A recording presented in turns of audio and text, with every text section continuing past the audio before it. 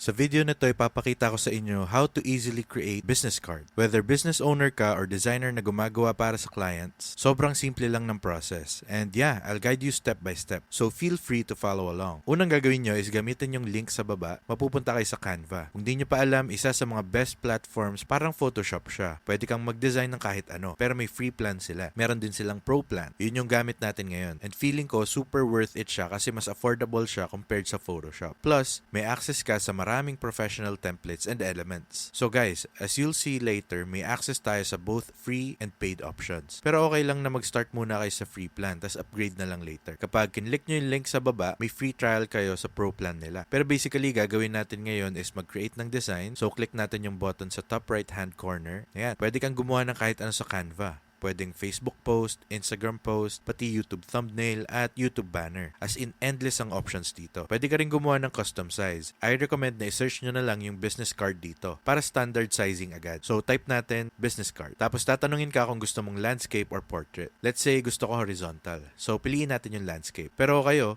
piliin nyo kung ano yung gusto nyo. Marami silang options dito. Mukha siyang malaki sa screen ngayon. Pero don't worry, pag pinrint nyo to, actual size siya ng business card. Kaya kasya yan sa bulsa. So next step is pili tayo ng template. Pwede kayong mag-start from scratch, pero I don't recommend that as a total beginner. Sobrang dali sa Canva kasi click ka lang ng template, palitan mo lang yung mga info, and yeah, super easy gumawa ng professional business card within minutes. So scroll tayo dito guys. Ayan, di ba yung iba may crown icon. Ibig sabihin accessible yun kung may Canva Pro kayo. Kung wala, don't worry kasi maraming free templates na maganda rin. Pwede rin kayong mag-type ng kahit anong word sa search bar para sa specific business cards. Dito sa example, meron silang suggestion like modern business card para sa commercial real estate agent. So yeah, try natin yan.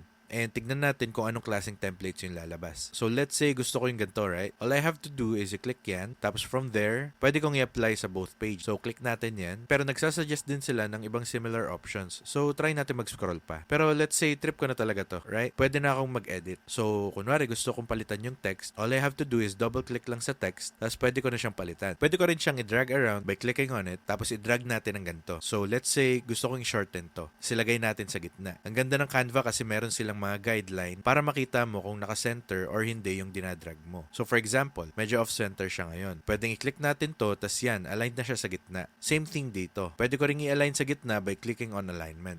Tapos drag natin sa ilalim ng pangalan ko. Pwede ring mag-remove ng element. Let's say ito. Click natin to tapos delete. And let's say gusto kong i-move tong house icon dito and lahat na rin to sabay-sabay. Pwede nating i-click and drag silang lahat. So ngayon, nakagrab na silang lahat, pwede ko silang i-group or pwedeng click and drag na lang lahat. Pwede ring palitan yung font, click natin to, tapos dito, as you guys can see, meron silang recommended fonts. Pero maraming pwedeng pagpilian. Let's say gusto ko yung DM Sans. So click and drag natin yung buong text, tapos kapag sinelect ko yung DM Sans, mapapalitan lahat ng text. Same thing sa color. Pwede ring palitan yan. Punta tayo sa text, tapos pwedeng palitan yung font dito. Click natin to. May color wheel ako kung saan pwedeng mag-add ng bagong color. Or pumili sa default color. Daming options dito. Pwede nyong gawing italicize, underline, strike through, gawing bullet point, i-adjust yung spacing, mag-add ng effects, at i-animate. Yeah, highly recommended kong mag-experiment kayo dito. Moving on sa next thing. Gusto kong ipakita sa inyo yung element. So dito sa left hand side, i-click nyo yung elements. Andito yung mga graphics, shapes, at kahit anong gusto nyong idagdag. Let's say gusto kong maglagay ng social media handle. Pwede kong lagyan ng Instagram icon. So type natin Instagram dito. Tatanungin ka kung graphic, photo, or frame. So, click natin yung graphic. See all. Tapos ayan, sobrang daming option. Again, pwede kayong pumili sa pro ones or sa free ones. Syempre, yung pro ones mas advanced. So, kung marami kayong ide-design throughout the year, highly recommended kung kunin nyo yung pro plan. Very, very worth it talaga yung money in my opinion. Yeah, once na madagdag na siya,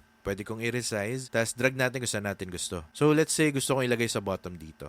I-align natin kasama ng ibang icons. Tapos pwedeng maglagay ng text dito, pwedeng default text styles, or pwede rin gamitin yung mga templates, scroll mo lang pababa. Pero ang gagawin ko dito is kunin natin tong text, tapos duplicate natin, and from here, pwede nang i-type yung gusto nating ilagay. And yeah, super customizable yung font sa loob ng text. So let's say gusto kong i-bold to, pero yung iba hindi naka-bold. I-highlight natin to, tapos click natin yung bold dito.